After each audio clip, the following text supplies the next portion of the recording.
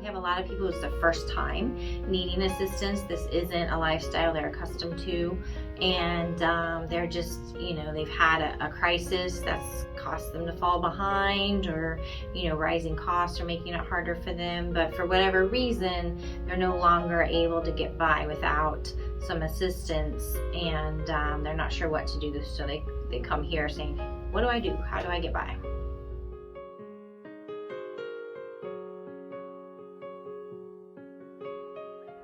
People are struggling the most with just their daily living expenses.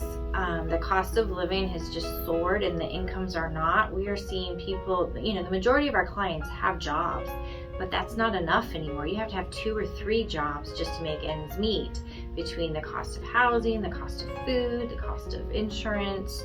So they're just trying to figure out, how do I keep my head afloat with all of this?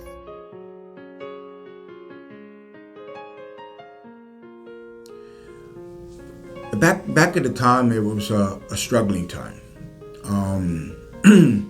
I've had surgeries, 3 major surgeries, and it came to a point that I was trying to get my disability set, and did not know that it took long.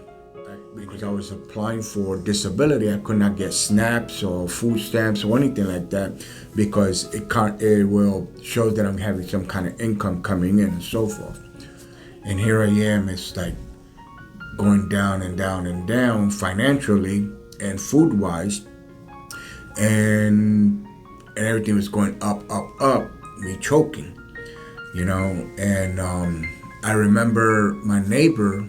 She was a volunteer here, and she was telling me, if you need help, you could go to Hope and see what they can do for you, help you out. I'm immigrant. I come from Venezuela.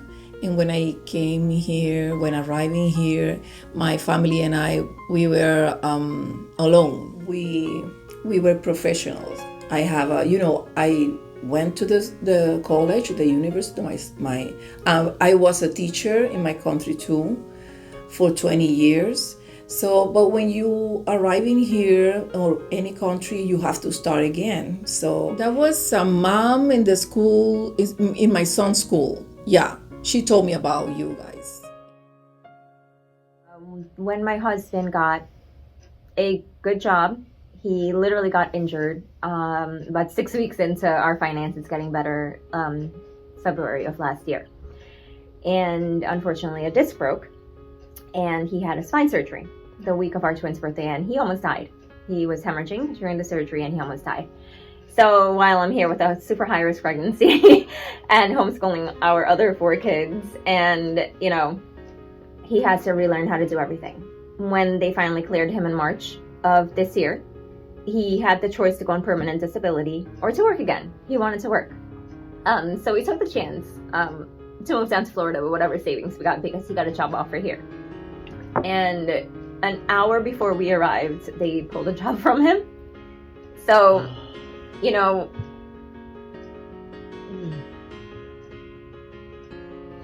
so we come here, and she's old enough to understand. Her brother and the boys, they don't know. They come here and it's fun. And you guys just make it fun for our family.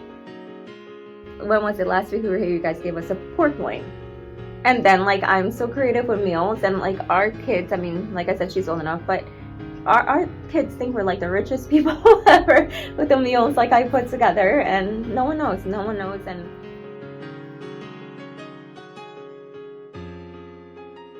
have that emergency immediate assistance where you walk in, someone will talk to you, someone will connect you to resources, you can leave with a bag of food. But then we also have our case management and our long-term support, and so we follow them, and we don't just give them that immediate need, but we actually walk with them to see them improve and get out of it, and we offer the education to help that.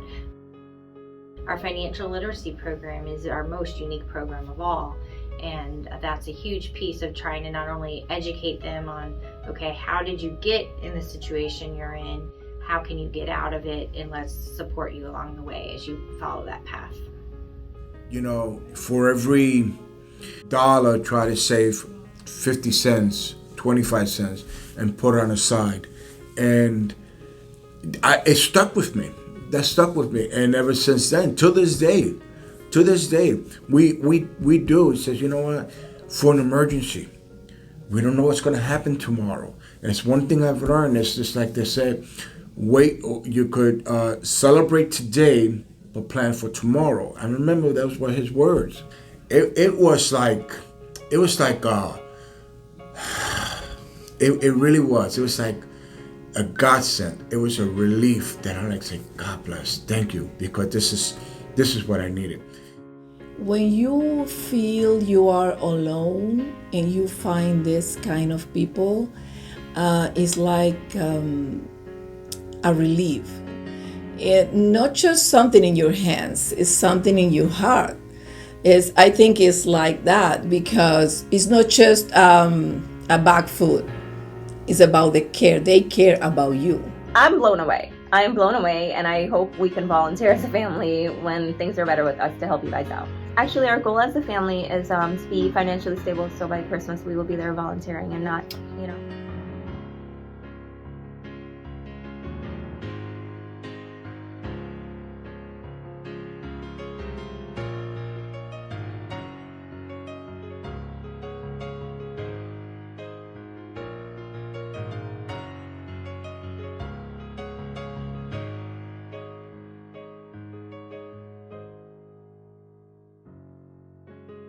Awesome.